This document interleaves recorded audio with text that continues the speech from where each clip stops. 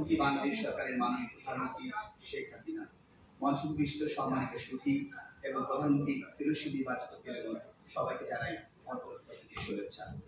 আমি স্মরণ করছি বাংলাদেশের মানচিত্রের মধ্যমণি সর্বকালীন সর্বশ্রেষ্ঠ বাঙালি জাতির পিতা বঙ্গবন্ধু শেখ মুজিবুর রহমানকে এবং চার নেতা সহ সে সকল মহান মুক্তিযোদ্ধাদের যাদের রক্তের বিনিময়ে বাঁধানো আমার দেশের মানচিত্র।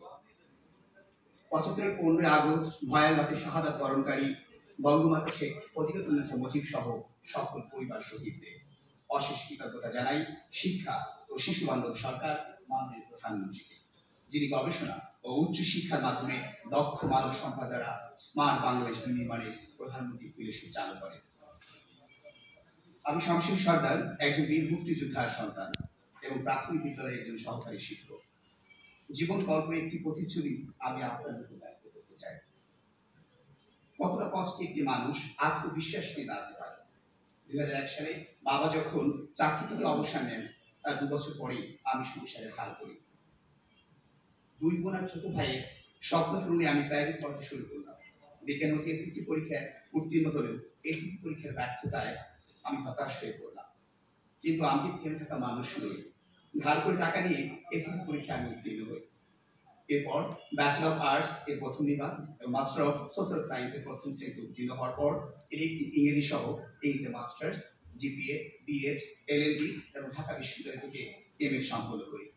এর মাঝে ইংরেজি গ্রামার গবেষণা ও প্রাইভেট পড়িয়ে আমার ছোট ভাইকে রাজশাহী বিশ্ববিদ্যালয়ে ভর্তি করি। তাই সিদ্ধান্ত নিয়েছি শিক্ষকতার পেশায় আমার জীবনের শেষ মুহূর্ত কাটিয়ে দেব। ২০১৭ সালের ১৬ অক্টোবর আমি নিষ্পাপ শিশুদের শিক্ষক হিসেবে সরকারি চাকরিতে যোগদান করি। শিশুদের পড়ার কাজটি করতে গিয়ে আমি উপলব্ধি করি সবচেয়ে বেশি মেধাবী হওয়ার প্রয়োজন প্রাথমিক বিদ্যালয়ের একজন শিক্ষকের। একজন শিশুকে পড়াতে হলে হতে হয় কবি, লেখক, গায়ক, জানতে হয় অভিনয়, হতে হয় মমতাময়ী ও দেশপ্রেমী। শিশুদের হৃদয়ে স্বপ্নের বীজ বপন করা একজন শিক্ষকের দায়িত্ব। শিশুর সৃজনশীলতা ও প্রতিভা একজন দক্ষ শিক্ষকের পেশনায় জাগ্রত হতে পারে। ব্যর্থ মানুষ ঘুরে দাঁড়াতে পারে শিক্ষকের কণ্ঠের সফলতার গল্প শুনে। ব্রিটিশ কাউন্সিলের অ্যাপ্টিস এক্সাম এর পরে ১৩ সপ্তাহের ট্রেনিং শেষে আমি মাস্টার ট্রেনার ইন ইংলিশ হিসাবে প্রাথমিক বিদ্যালয়ের শিক্ষকদের প্রশিক্ষণ দিই।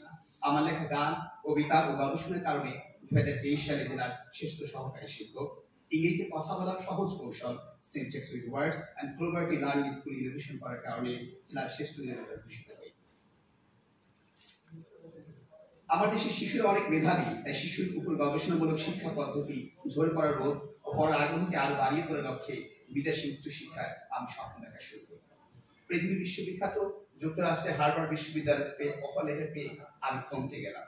এই গতি স্বপ্ন আগের মতো হারিয়ে যাচ্ছে। তখন আমার সামনে অন্ধকারের প্রদীপ হয়ে আসলো প্রধানমন্ত্রী ফেলোশিপ। আমি আত্মবিশ্বাসের সাথে আবেদন করলাম এবং চূড়ান্তভাবে নির্বাচিত হলাম। এর স্বচ্ছতা আমি আজ শতভাগ নিশ্চিত। দেশপ্রেম ও পড়াশোনা কখনো বৃথা যায় না। আমি হাজারো দেশপ্রেমিকের কাছে আমি প্রধানমন্ত্রী ও গভর্নেন্স ইউনিভার্সিটির প্রতি সদস্যকে আবার ধন্যবাদ জানাই।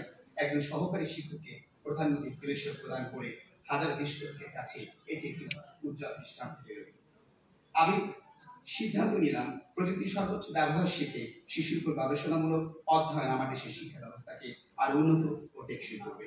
আসুন মুক্তিযোদ্ধাদেরকে ভালোবাসি আমার দেশকে, এবং আমি স্বপ্ন দেখি আজকে শিশুরা আগামী তারুণ্য হবে, দেশকে নেতৃত্ব দিবে স্বপ্নময় বঙ্গবন্ধু বাংলাদেশ বিনির্মাণে। সবার সুস্বাস্থ্যতা প্রধানমন্ত্রী দীর্ঘায়ু কামনা করে আমি আমার বক্তব্য শেষ করছি। জয় বাংলা, জয় বঙ্গবন্ধু বাংলা।